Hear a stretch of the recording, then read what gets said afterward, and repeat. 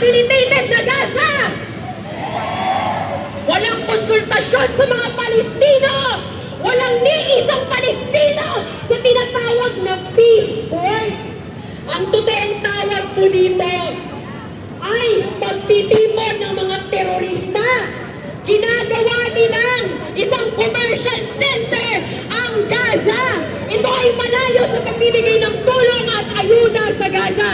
Kaya nakikisa ang PPFA sa ating mga kapatid mula sa Palestina dahil walang sino man ang tunay na malaya hanggat ang isa sa atin ay hindi malaya.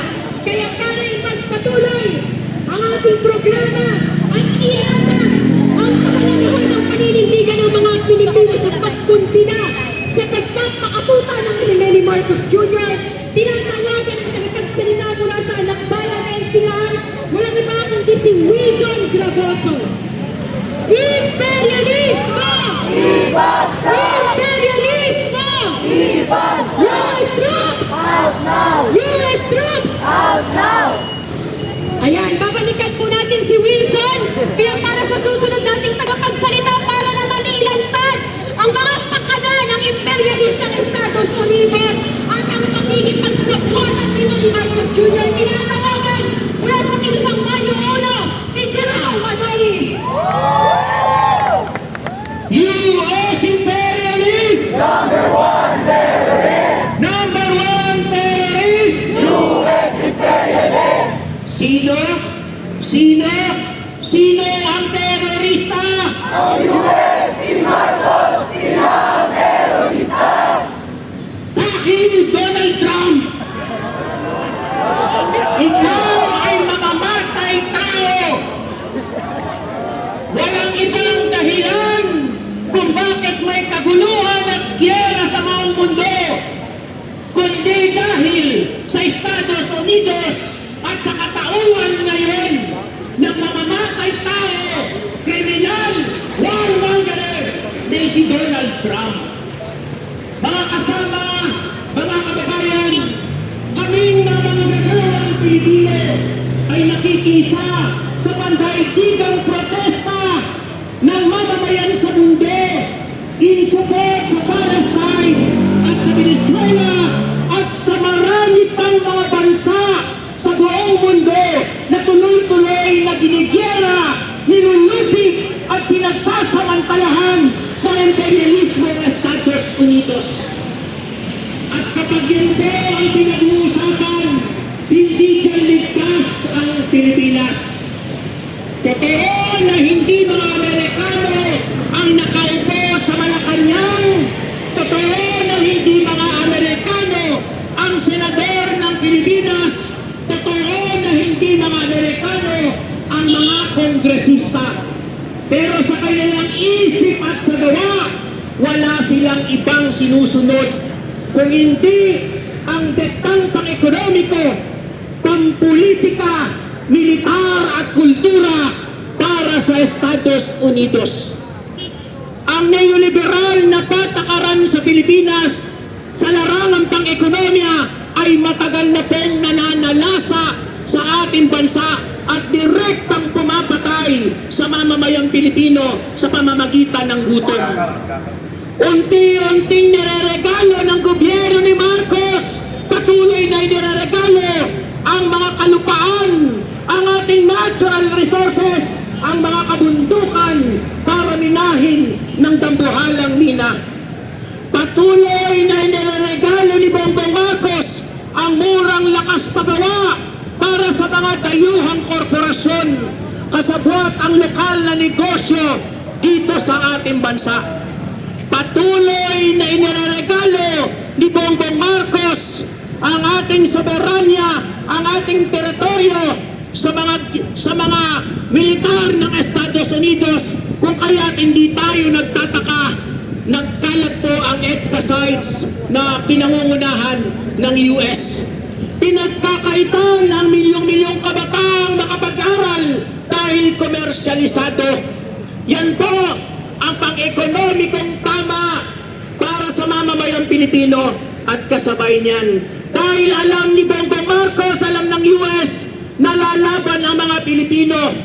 Kaya po hindi tayo nagtataka. Napakaraming biktima ng trump-up charges, maraming biktima ang illegal arrest, at maraming biktima ang pagpatay. Kaya mula po nung sakupan tayo ng US, tuloy-tuloy ang mga Pilipino na revolusyonaryo, aktivista, makabayan na pinapatay. Kaya po, kung ganyan ang katayuan natin, walang pagpipilian ang mamamayang Pilipino kung hindi ang pagtanggol at lumaban.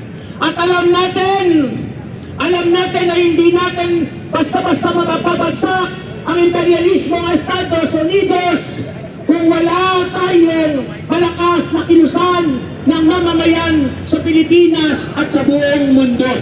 Kaya po, pinagpupugayan natin ang mamamayan ng naigdig na naglulunsad ng armadong pakikibaka, armadong revolusyon laban sa imperialismo ng Estados Unidos. At alam natin dito sa Pilipinas, merong revolusyonaryong kilusan na tuloy-tuloy nakikibaka, tuloy-tuloy na lumalaban sa pamamagitan ng pag-aarmas. At alam naman ng mga pulisya, alam ng mga militar na sa Pilipinas nakatayo ang Partido Komunista ng Pilipinas. Merong bagong hukbang-bayan ang mamamayang Pilipino. At meron pang bansang nagkakaisang puwente na tuloy-tuloy at hindi bumibitaw para pangunahan ang armadong revolusyon hanggang sa magapi ang imperialismo ng Estados Unidos at ang nagaharing rehimen ngayon at sa susunod pa.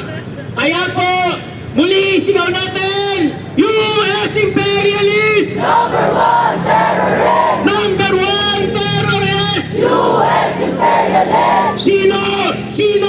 Sino ang terorista? Ang US, si Marcos, sila ang terrorista! Sino ang terorista? Ang US, si Marcos, sila ang terrorista! Bilang pagpapakita po ng ating pagkamuhi at galit sa mamamatay tao sa buong mundo na walang iba kung hindi si Donald Trump, sabay-sabay nating sunugin ang kanyang pagmumukha. Sige po, ready na ba? Sandali po. Tara. Okay, sabay-sabay tayo. 1, 2, 3. US Imperialist! Number one terrorist! Number one terrorist! US imperialist! Imperialismo! Ibagsak! Burokrata kapitalismo! Ibagsak! Feudalismo! Ibagsak! Mabuhay ang pambansa demokratikong pakikibaka ng mamamayang Pilipino.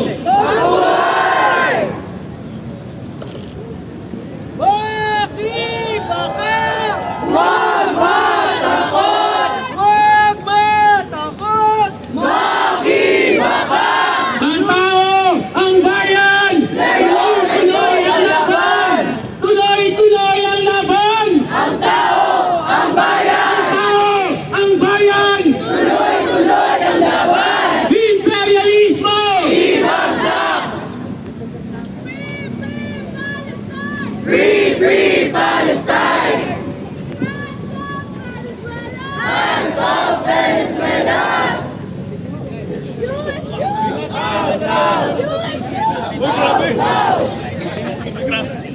Mga kasama, ayusin po natin ang ating hanay muli.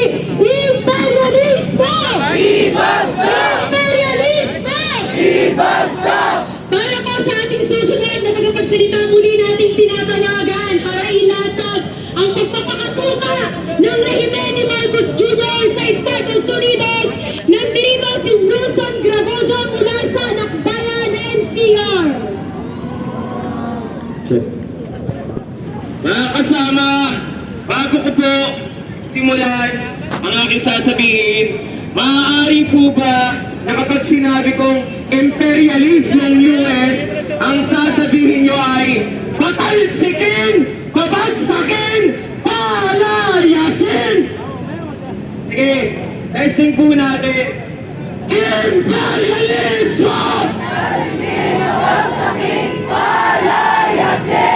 Maalam na pagbati mga kasama. Ako si Wilson mula sa Anakbayan NCR na nakikisa at sumusuporta sa pagsulong ng absolutong soberanya para sa bansang Venezuela, Pilipinas at ibang-ibang maliliit na bansa. Ngunit mga mayayaman at ako po ay